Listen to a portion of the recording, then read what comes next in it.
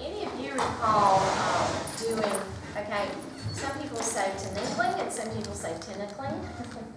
Whatever, depends on where you're from. Any of you remember doing that when you were in elementary school? Okay, it's been around a long time. I did when I was in elementary school, and apparently they still do it in the last few years. Anyway, and I did it with PE teacher. He said she did it in music class. I did it with PE class. What did you do? You remember? Music class. It's actually in the older children's curriculum this fall, and that's what those posters up there are instructional. Okay, I don't think we really need those instruction posters for the kids. It's for the teachers. Okay, so the way it works, you need 2 bamboo poles. These are I bought these last year at Hobby Lobby, and I taped them because sometimes when you start beating with them, they come apart, so I didn't want to do that. I was at not Party City, Hobby Lobby, and they had these. They come in 3 pieces, so they fit in my suitcase, and they were limbo poles, and I'm like, tinkling poles. Yes, so I bought 2 of them, and that's the deal. Then you have to have 2 pieces of 2x4. So I go to that store, you know, with the orange label, and I bought those. And they will cut them for you. You don't have to have the tools; they'll cut the length for you. Not that you can't do that, but if you don't have the tools to do that. And so that you lay them apart, and then you have a person on each end that's the tappers. And then you have people that dance in the middle. And the music, I bet you recognize, it sounds like this.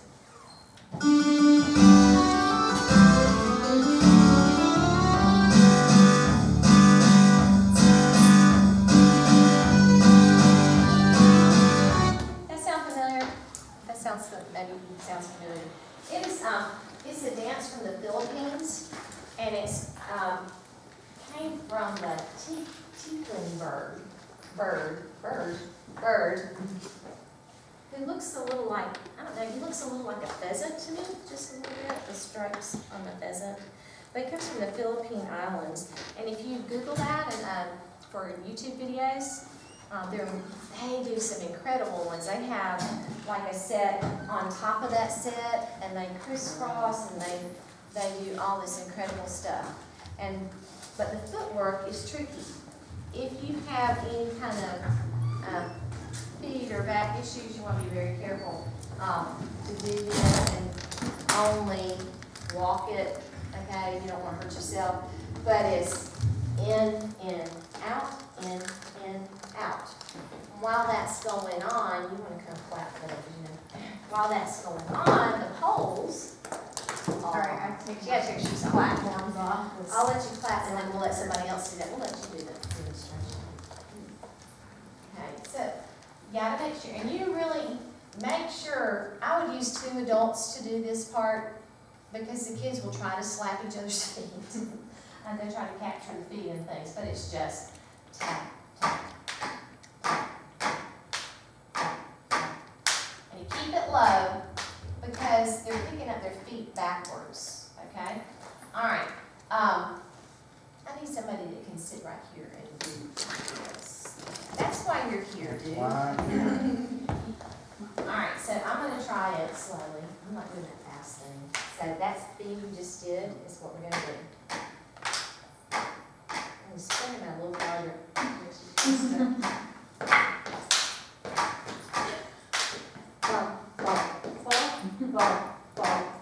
And so you start slow and do not start with music, okay?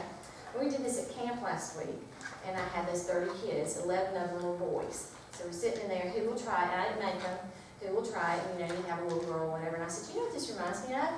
It reminds me of those tires that football players have to jump through. Immediately, 11 boys stood up and said, I can. And one of them was this very large kid who I'm sure is a football player. And he had these large, he was probably 11 years old, but he probably had shoe like this. And he got in there and did it. We didn't do it with the music, because the music is a bit fast. Nikki, you want to show us how to really do it? How does it go? Have it done. It's this. In, out, in, out. Okay, all right, ready? Start.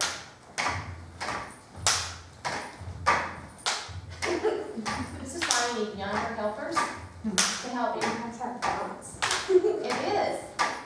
Once you get the groove of it, are you going to try with the music? Sure. Okay, let's start with music. Okay. I'll try everything. They're all going, gee, I don't know about this. Don't be afraid. Don't be afraid. The kids will love it. Okay, start.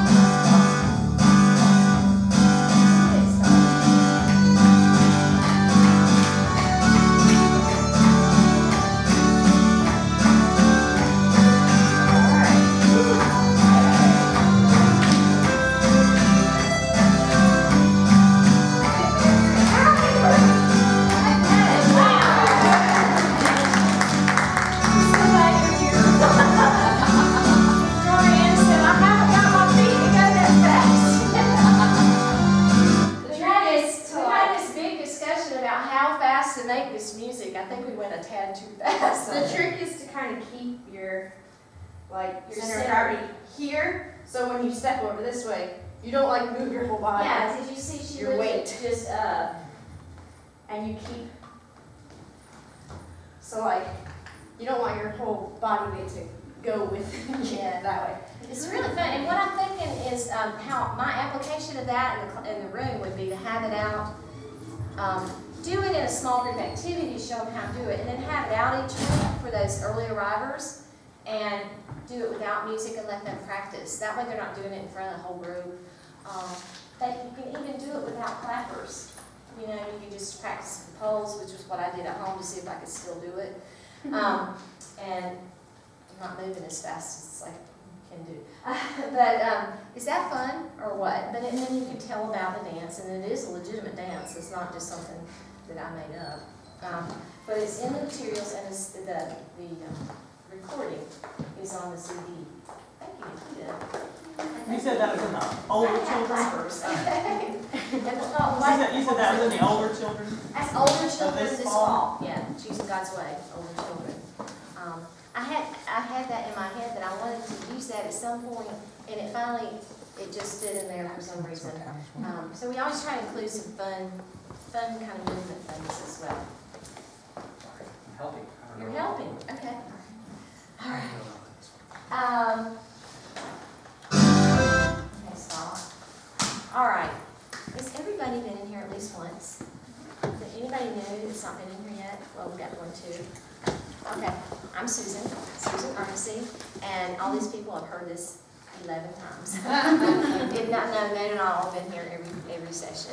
But I've been doing children's choir work since 1974, when I was a senior in high school. I sing a lot, and I've seen a lot of people come and go. At the church level, at the state level, at the national level, at the recording level and the publishing level. Just when you think you know where somebody else, they're gone, and they've gone somewhere else, or they're gone for good. So people come and they go.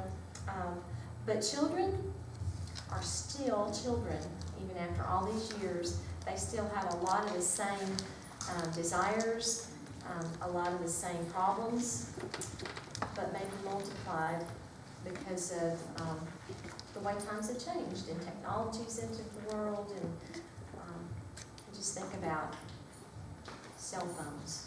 You know, you show children a dial phone and they think that's the most curious object, you know.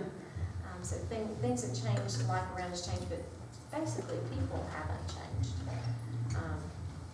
But anyway, this particular session I called Keep Them Coming Back. And I've done a session like that all about the kids, but I thought, you know, what about those volunteers they fall through the cracks or they give up. Sometimes they don't make it through the whole year. You had that happen, some of your workers. You have problems enlisting people to help. I think we all have those sort of issues. So one of the things that I've kind of become part of my heart is to nurture these people and to equip them. And I think that's the key, is to equip them, to nurture them, and also to respect them and their time and their abilities. So there is no handout for this. I apologize, but I just really couldn't put it all on paper. It just didn't seem to fall out that way. So this is sort of random stream of conscience.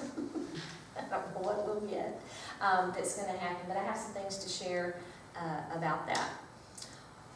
Our program, some of you were in here the other day and heard about our Wednesday night program. It's a very comprehensive, interrelated program that involves music and art and missions and ministry, and it's all sort of wrapped in each other. The music relates to the ministry projects, and the ministry projects relates to art projects, and whatever is going on is all related. But it requires a good number of volunteers. And so we have different levels of volunteers. You have the volunteers that work the entire year. Those are the music people because they're the most dedicated. And that sounds tongue-in-cheek, but I'm not being facetious. Usually those choir directors are committed and they will stay with you the entire year. If you can't find someone that will do that, it really raises problems because the music sort of is the core and requires the most higher level skills, and it needs the continuity. So when we go to enlist our workers, that's where we start, is with the music. Okay? My husband, at the same time that we have our Wednesday night program, my husband has the adult handbell group, and he sacrifices and lets us do the children's choir leadership before he settles his handbell group. That is a huge sacrifice because those are some of the best ringers. Since we do, some of you know the schedule, since we do small groups, we actually try to put some of those people in the half hour before handbell starts so they can do both. But a lot of them have, they don't get to do handbells anymore, but then they are substitutes that, they can fill in. So that, it's a priority. The next thing, the next most important person is the volunteer that is in charge of each of the groups. To say they're a teacher is kind of a stretch because basically they're really more of a mom or a dad that goes with that group because we rotate through all these sessions, but they stay with them from 5:30 until their parents pick them up at 7. So they're with that same group. Since you change classes, you don't want those kids not having somebody with them at all times because they may come to me and they've been to 2 other classes before they come to me. I don't know who was in class 1, so I don't know if everybody's there. So you need this person that sort of hovers like a mother hen and herds them to where they're going, keeps up with discipline, keeps up with absentees, and contacting those. And the thing about that person is it can be, there's no particular skill level. If they're a parent, they have pretty much the skills they need. Or if they're a teacher, a lot of times teachers are reluctant to take a job on Wednesday night because they've been doing it all week and all day. But when they find out there's no preparation involved, they usually come along with that. So we enlist those folks second after the directors. That's the group we enlist.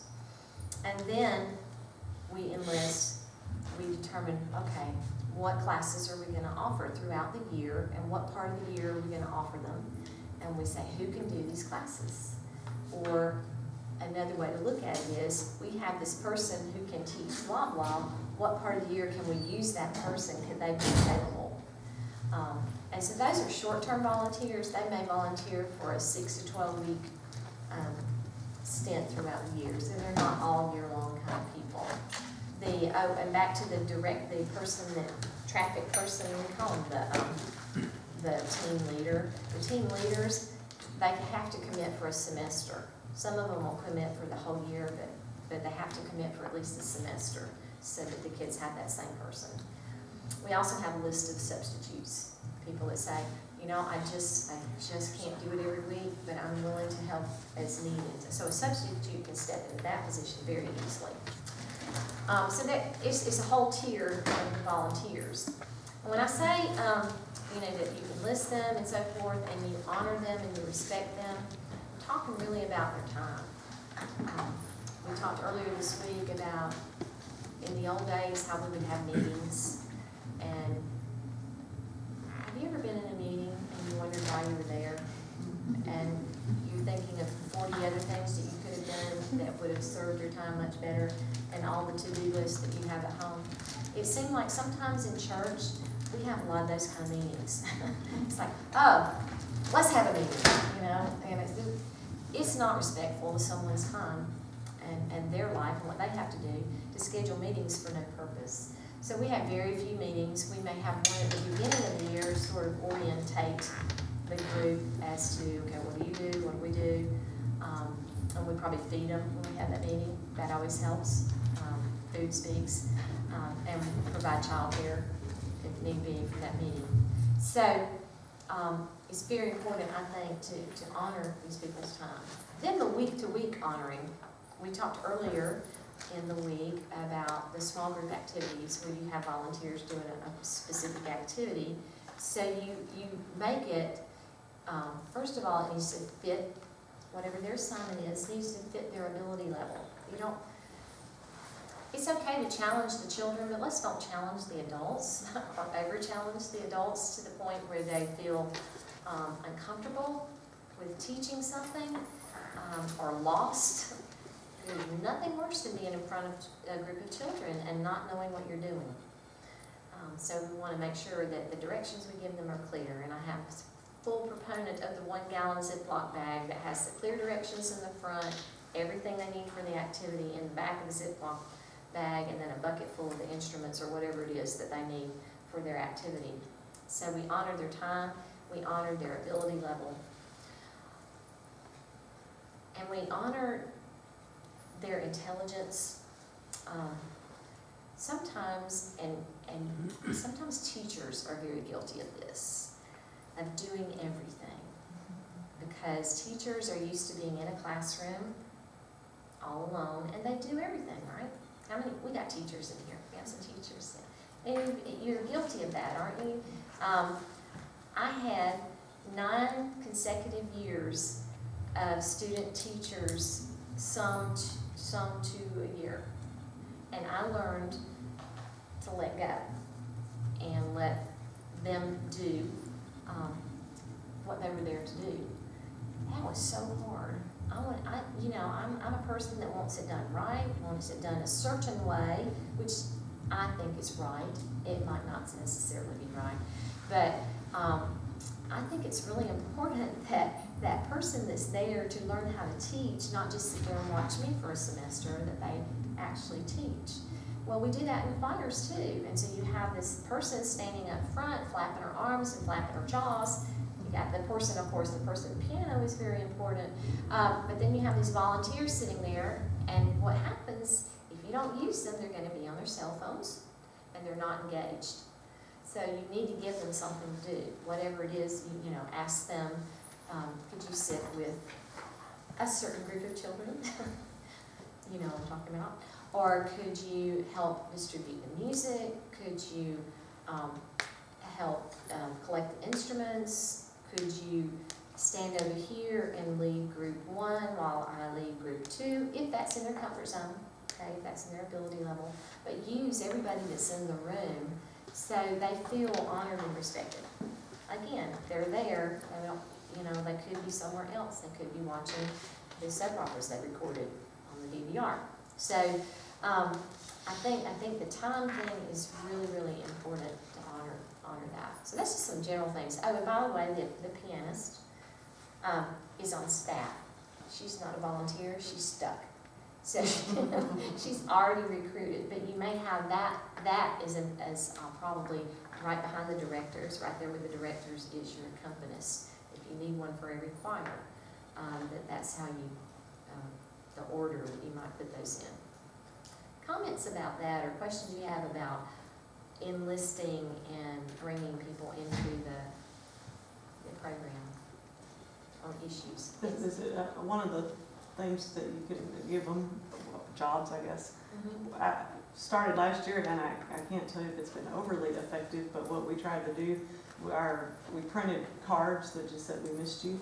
Yes. And whoever took roll, that, you know, there was supposed to be somebody in the class who took roll, and then while they were in there, so it wasn't something they had to do somewhere else, just wrote a quick note, you know, from the choir that then we mailed there from the church. So. I have done that in the past as well. It's a great thing because once choir's over, it goes out of your head.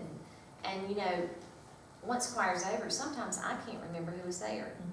Because I had a check roll, it's just a sea of faces, and I'm so intent on getting the stuff done that I'm gonna forget. But the person that checks roll, if you go ahead and have your stack of cards, and let me say something about the stack of cards. Kids don't get mail anymore.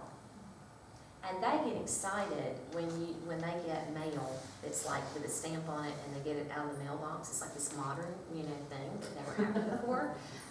Because they just don't. People don't send mail. So I like to send birthday cards. If I see them do something in church, help lead something in church, I'm gonna write them a note, or maybe their picture was in the paper, you could cut out their picture and put it in a card, and they can laminate it and put it in a card and send it to them and say how proud you are. There's just something about getting mail. I like to get it. I love a handwritten note. And that's the other thing, is a handwritten note, not the thing that cut and paste on the computer. That it's going away, and so for kids, that's a great thing, and I will constantly have parents come to me and say, Ethan got your note, and he put it in his treasure box, or his, you know, whatever the little collection was. And I love the thought that someday Ethan may finish medical school and still have that treasure box and open it up and find out that his fifth grade choir teacher was pushing him along. Yes, absolutely, a great thing. And that gives them a real purpose and a ministry to do. Yes, ma'am. One of the most effective things that I've found is to have a man in there as my helper.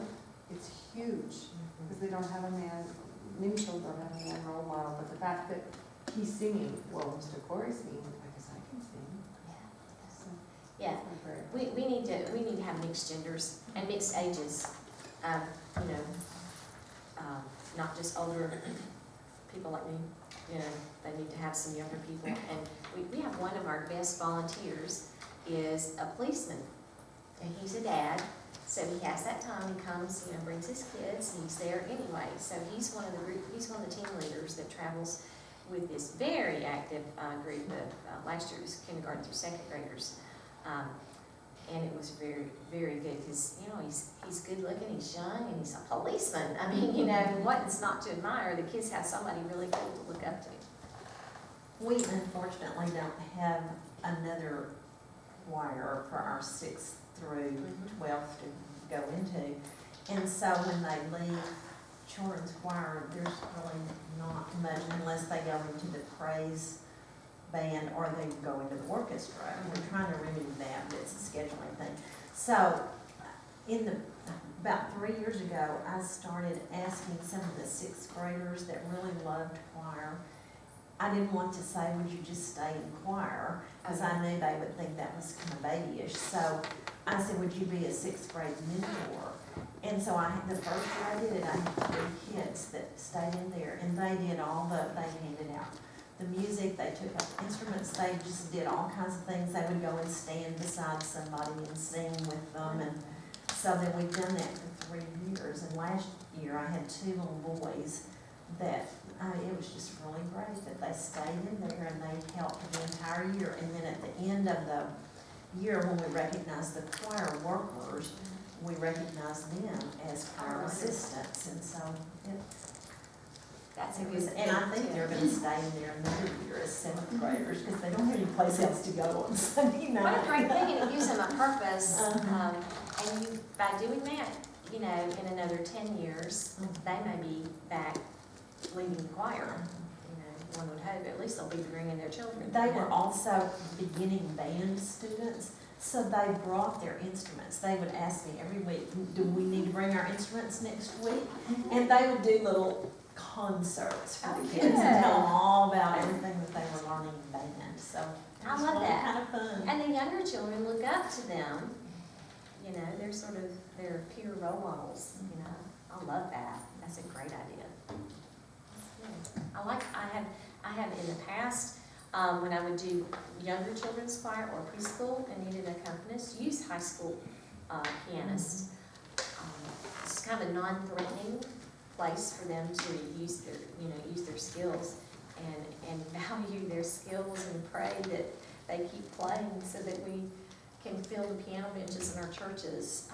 So whenever you can incorporate the next generation, it's a great idea. That's a great, I have thought about that. That's good. We talk about, sometimes I know we do nice things at the end of the year, but, and at Christmas for the volunteers. But last year I made an intentional effort to do some sort of little, some sort of just little something to say, I love you and I appreciate what you do throughout the year. And that is so hard to remember to do. But anyway, we did a few things. We did, in the fall, I found these cute little bags at Hobby Lobby, and I filled them with, Werthers. And they make the ones with the chewy stuff in the middle, and in the fall, it's caramel apple. Or my husband says caramel apple. He doesn't know how to say it. Anyway, it's an ongoing discussion. But anyway, we fixed these little guys, and this works for male or female. It's not frou-frou for the males. But it says, without your help, we would simply fall apart. Thanks to all our wonderful WAM 3 volunteers, we appreciate all you do. Glenn, Jennifer, and Susan. That's my husband, the minister of music, the children's minister, myself. But just had those for them on a Wednesday night, and they took them home, and we actually gave them to them in front of the children. We have that big gathering time at the end. We have everybody together so that the children can also affirm them, So they got lots of hugs, at the end. And, a hug goes a long way, especially if you have been on top of that child all night about please stop talking and please listen to me, and they come up and say, Mr. Glenn, I just love you. Good, that kind of stuff. But just recognize them, at holidays or, some of those weirdo holidays, that, you can just pick, not weirdo, but, not church holidays, but, just little things. Most people like some kind of hot drink, so in the winter, we have done mugs and put the hot chocolate, and I know y'all probably done that too, and some sort of quippy saying on it. Another thing we've done in mugs, what we did last year, and put the coffee card, either Dunkin' Donuts or Starbucks gift card down inside the mug. I brought this one. This one I got at my friend and I made these with the letter from Hobby Lobby. It's the vinyl letter. Some of you have those machines that cut. But I wanted to show this because I have run this through the dishwasher a good 20 times, and that letter stayed on there. It's like, wow, what a testimonial. But it's a Walmart mug with the Hobby Lobby letter on it, and you stick the little coffee thing in there. And it's a great little thing. Or hot chocolate, if you know somebody is not a coffee drinker, give them a teacup and put little tea. You should know that, because it drives me crazy when people assume that you're a coffee drinker. I know. Because everybody likes Starbucks, And so this that's is- a perfect gift for every single person. This is not a tea mug. If you're a tea drinker, you don't want this, right? You don't want this. You want a teacup. So I found these the other day at TJ Maxx. I flipped. They had this is more of a feminine look, which could work for tea. It's a 6 ounce, I think. So, and then they had this straight up cup, which would be more of a male looking cup. But it's got instruments on it. So I'm always on the lookout for things like that. So I grabbed every one they had, and I looked online, and these are Roy Kirkham. Do you know? Evidently, this is fine bone china, and it's really expensive. I'm like, what a deal! I paid $2.59 for that mug. So anyway, I'll probably break it before I get it home. Anyway, just a little something like that.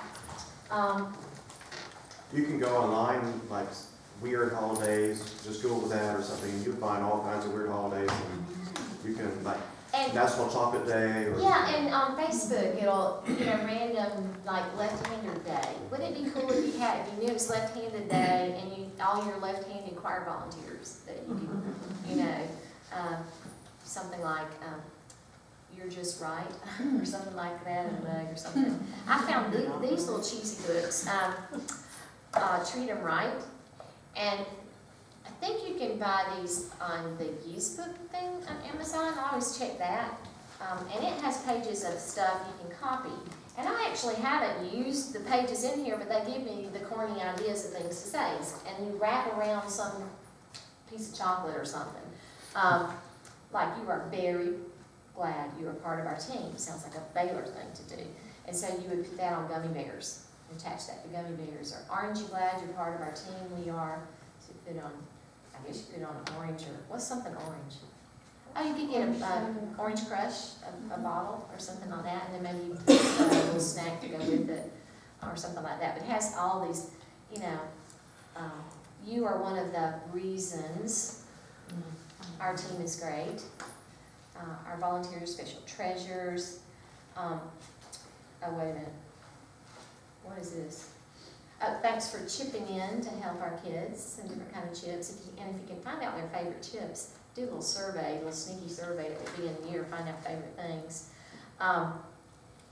And here's a good one. Just a way for us to thank you. Just a way for us to thank you, so some kind of wafers. But a great thing, and they have the kids one. And then I found, when I was poking around, I get in so much trouble on Amazon. So, It's me every time. I know, the free, and the thing that, I don't do Amazon Prime, so I always do that. If you spend like $5 more, you get the free shipping, so I spend $15 more. Because I just, I shipped a more expensive thing for free. And then while I'm at it, while I'm doing that, I may as well get Christmas while I'm out here, so let me do $50 more or whatever. But Amazon is a great resource, especially if you're kind of isolated. Some of you may not live in an area that has lots and lots of stores, so it's a great resource. But this one is Treating Kids Right. It's, again, more childlike kinds of things. Some of them are similar, but these have scriptures. Okay, you don't have to pay $100,000 for your salvation. It's a gift from God. God saved Noah, his family, and the animals, and He can save you. So you found, I guess, like animal crackers box or something like that. Little gifts to have for birthdays, little gifts to have for when kids are sick. That you can send little gifts, little packages, whatever. So honoring them as well. Kids want to be noticed. And the great thing about that is that the parents of the kids appreciate when you notice their kids. It's bigger than making a child smile. It makes the whole family smile. Especially have some of those children who struggle. Maybe they're not loved so much at school by their teachers because they're the little child that needs a lot of attention. But anything we can do to warm in the whole family, and then you get all the siblings all the way down and all the way up. But that's a cool little thing. Another little book I found is, this is a little bitty book. It was a little pricey, but I was like, I had free shipping, so I ordered it. It was 77 Ways to Recognize Volunteers. 77 Ways to Recognize Volunteers by Dr. Bill Wittich, Wittich.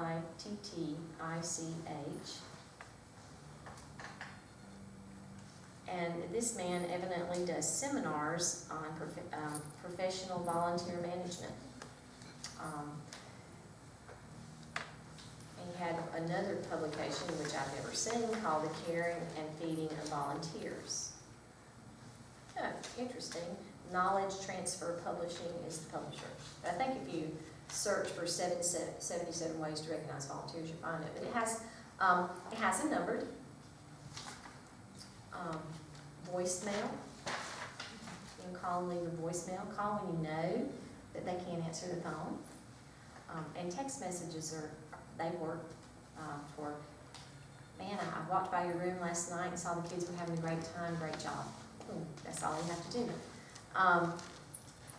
Another thing I saw in here was celebrating their anniversary. So if they've been a volunteer, like the end of their first year, celebrate that, end of 5 years, 2 years, or 3 years, 4 years, however many years. If you know when they began, to celebrate that is kind of a neat thing. If you can find out this, we do that with our church staff. We go out to lunch. It's really a self-serving celebration. We go out to lunch on somebody else's anniversary. But each month we throw money in a pot, and so we take everybody out for their birthday, and they take everybody out for their anniversary at church. We're eating out all the time. So it's also a team building thing. But you could do that with your volunteers, or give them a restaurant card or something like that. One of the best things I ever got was at the end of the year, a Target gift card that I didn't have to buy children's choir stuff. That was awesome. I didn't know you could buy stuff at Target not to use in children's choir. It's like a $25 gift card. But little things are just as great as big things. One of my favorite things was the beginning of the year. Every volunteer got one of those big tote bags made out of that. It's not this stuff, it's the laminated, really tough stuff, because we all have to carry mess back and forth. That was great. Mine was a zebra stripe, and I've used that thing to death, but just a great thing to say, hey, I know what you're gonna have to do this year, and I really wanna help you any way I can, and here to start.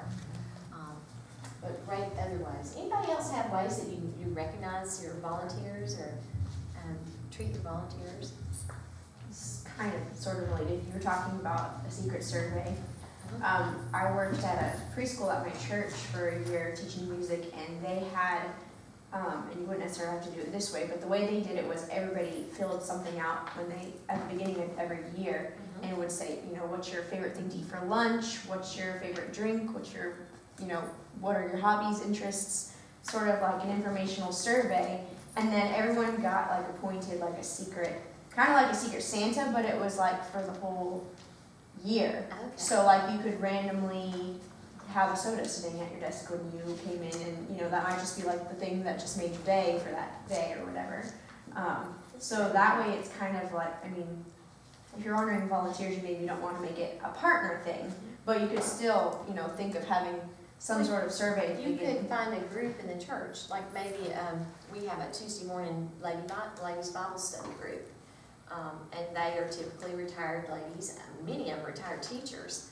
They would gladly do something like that, because they're the people that bake and stuff. You've heard of that? They make cakes. Kind of like having a prayer partner almost. Yeah, But it's but it doesn't come back to them. It's just it's one way. Yeah. What a cool thing that is. That's a great idea. I thought of that. Well, have you already covered how you get people to volunteer? Let's talk about that. Where do you go for your volunteers? The first place, logically, is your church musicians, your choir, and your orchestra people.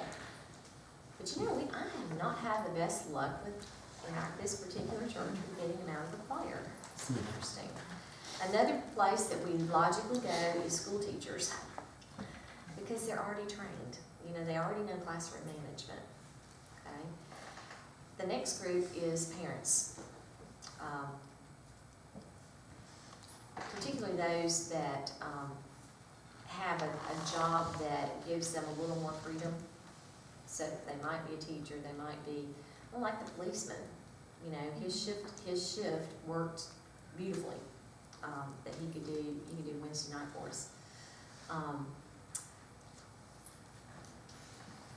Retired teachers, they often don't want to do the old worker thing because they've been volunteered to death. But I have a fantastic volunteer helper in the preschool choir who taught kindergarten for 35 years.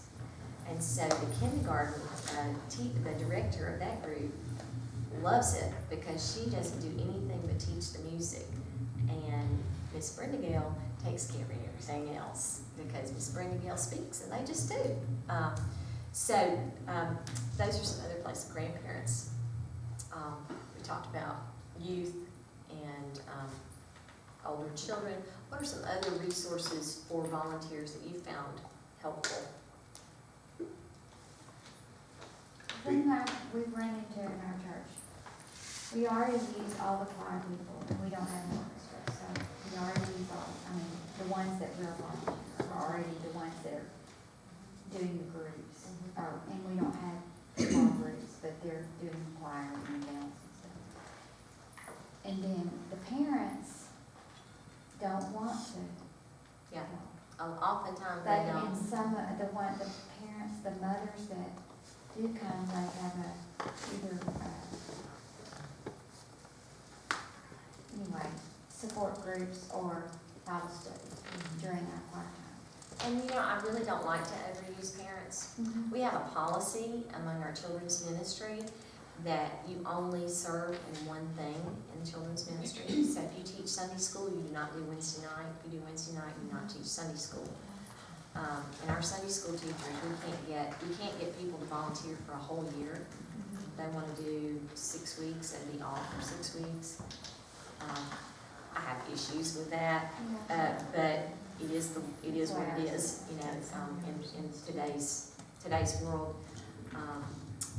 But I really don't want a choir director that's got 5 other jobs. They're not going to do an adequate job. They're not going to love what they do because they're burnt out, and you're going to lose them. So, and it is an issue about some parents. We've had a number of people though, and they're young. When I say young, it's getting older every year when I say young, but moms particularly coming and asking, I would like to volunteer. We also have another tier of paid helpers through our special needs ministry called Open Arms, and we pay helpers to track with each group. And they don't just help with special needs children, they help with everybody in the group, because it's how that child fits in with the group, so they help with everyone. And that's helped the situation. Another volunteer outlet would be interns for other departments, because I was a music ministry intern, and my wife was the children's ministry intern. And so naturally, 8 weeks before Christmas, they're going to do a children's hand chime deal. And so that gives me great experience. And so I am very motivated to do that job well. Even though I put off, some of my other duties, it's better for me and it's better for the kids, because then they have somebody that really wants to do it and has musical training. And then that intern also gets a broad experience, because that's why they're there, is to get that experience. If you have a school, a university or a college within driving distance, it's a great experience. And not just church, music ed, right? Those are a good source as well, because often our music ed people, they may teach during the day, but they are very often involved in church as well, so it's a good experience for them to have. And also high school students, don't they also have some programs where they do volunteer hours? I have 2 that help me as I go. So that's free help, right? They're really good at technology and stuff, like doing the PowerPoints and all that, so I'm always happy to have them for all that. Yeah, and playing your playlists and all that stuff. Yes, sir. And I'm coming back to you. Don't forget what you were going to say. We have a column that's get to know a church member every single Sunday that's in our Sunday newsletter. It's not our worship program, but something else that's just a weekly newsletter that's published. And so what we do as staff is we take this interview that's happened and take all that information down. They don't know we do this, but they don't have to know everything. And then we put it into a program that actually lists out every little thing that they have been interested in. And then when we're looking for people, we go to this resource and we just type in a couple of keywords and boom, we get a list of people. And they're ranked.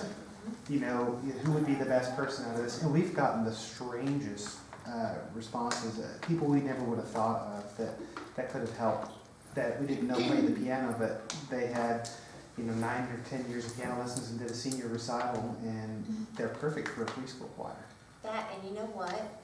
We do every new member gets a sheet to fill out. I forgot about that, and we do tap into that. But we don't have the cool database. I'm going home and doing that. But if you just make it policy, it will help your program and everybody else's. That what are you interested in? And we have, in our church, we have teams and we have committees. Committees are, I got this right, committees are like the big things and they're elected by the church. Teams are just, oh, I want to be on the team, and you can be on the team. So what committees would you like to serve on? What teams would you be interested in serving on? And we put them right away in a team so that they're hooked up with other people with common interests, and it helps hold them in, you know. One thing that's really bad about new members is that oftentimes you give them 12 jobs, right? And then they're like, I'm changing churches.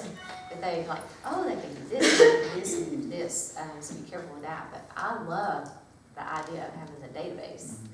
The secret database, apparently. The secret, only I have Big the Brother is watching. But you know what? That goes back to honoring, though. I remember when I was younger in churches, being a staff, at that time I was just a staff member's wife, you know, and they would come and ask me to do the goofiest things that had nothing to do with what I was interested in or what I was doing. I remember the first church that my husband served out of seminary, they came to me and said, would you serve on the nursery committee? I'm like, really?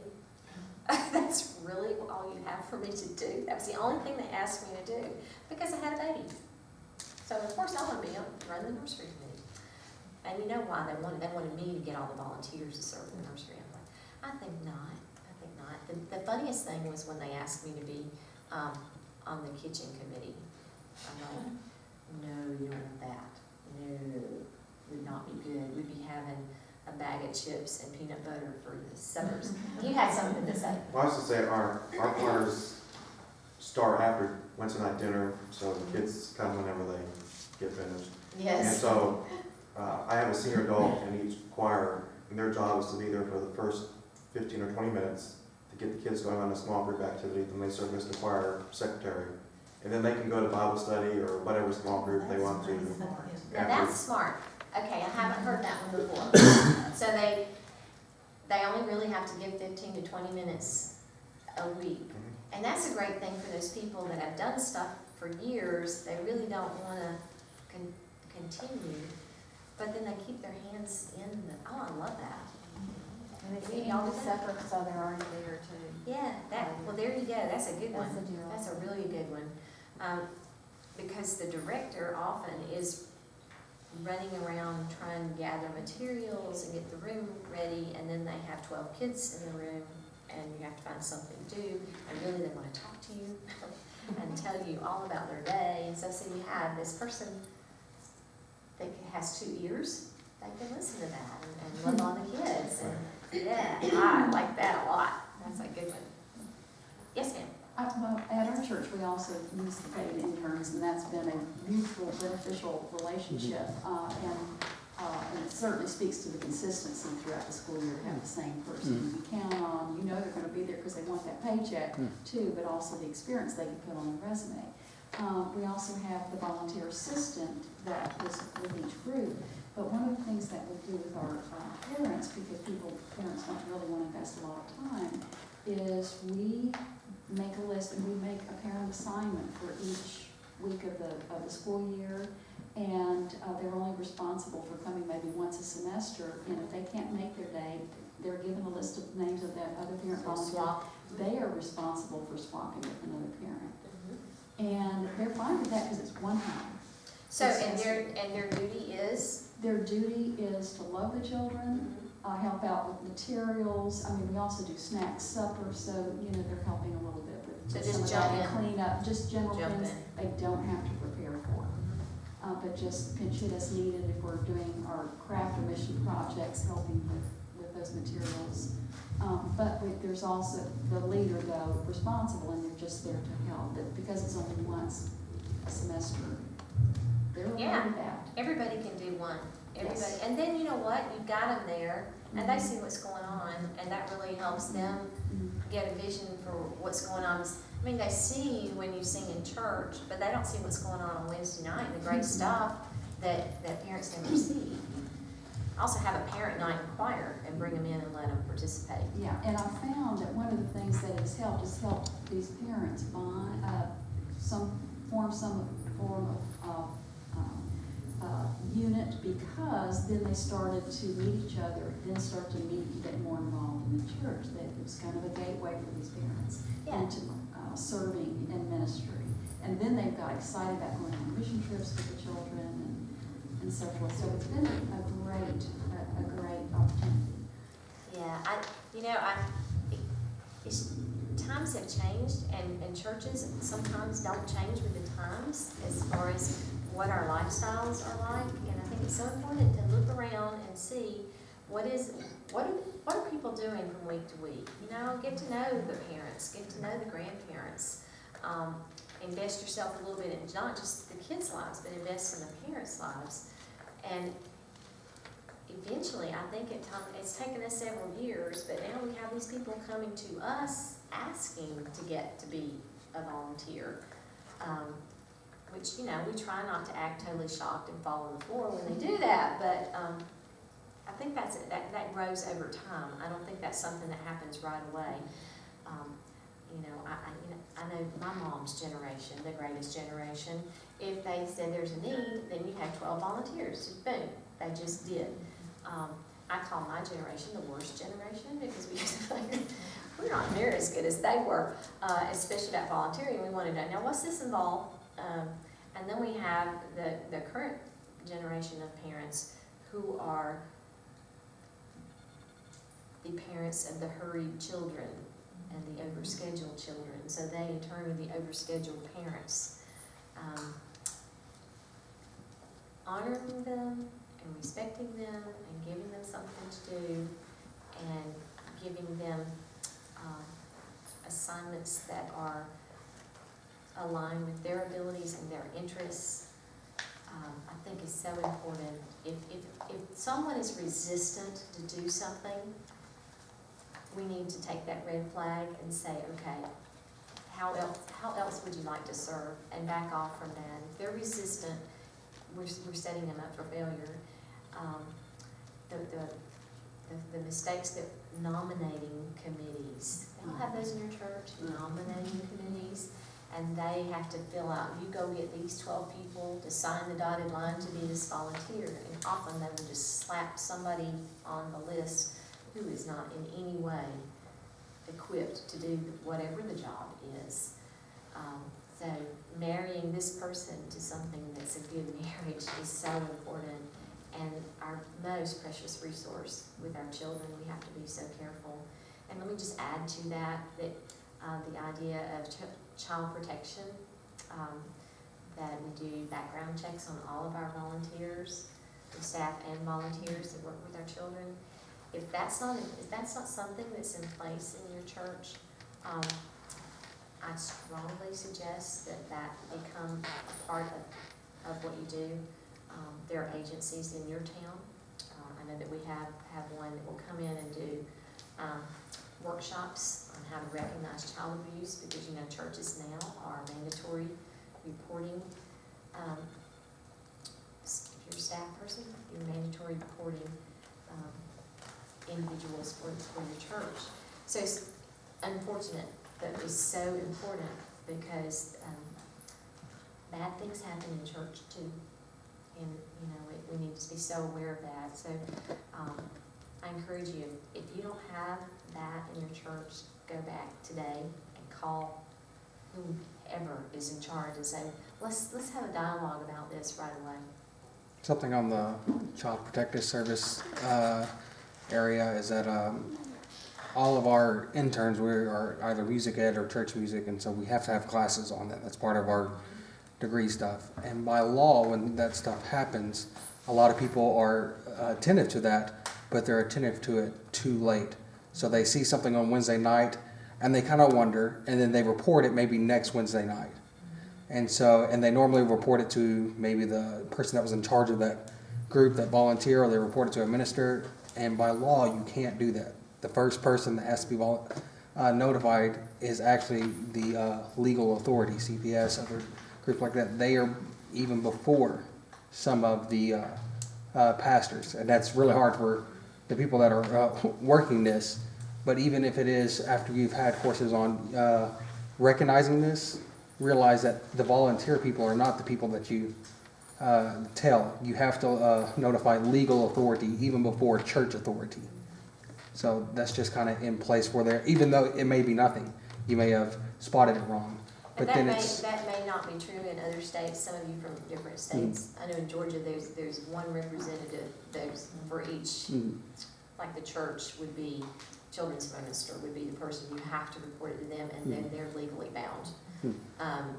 So it just depends on what state you're in. Right, too, and a lot of churches have the policies too that are drawn up for that church, that have been approved by attorneys and gone through processes and revised, and so it's very, very important you check with your church about policies and make sure whatever policy is,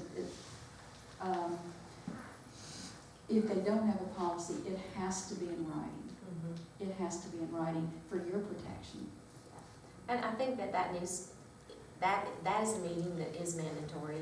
You know, what they're doing, if they're playing boom whackers or bells, it's not a mandatory meeting. But I think a mandatory meeting about what is our policy. The other thing is safety. We had an incident yesterday in Louisiana, a shooting. So the idea of campus safety at church is now a big deal. So you need to have a safety plan. I know a lot of churches are revamping theirs right now because of the Charleston incident. If that's not happening at your church, you need to be the fire to promote that, to get that going. What about locked doors? What about, did you ever think we'd talk about that kind of stuff in church? But boy, do we. Well, folks, it is time to go. I can't believe I have survived 12 sessions today. I wonder if somebody would close in prayer. Would anybody be willing to just close us in prayer? This is the last children's choir session. Some of you have some other things you want to go to. Would anybody volunteer to do that? I can volunteer. Okay, please.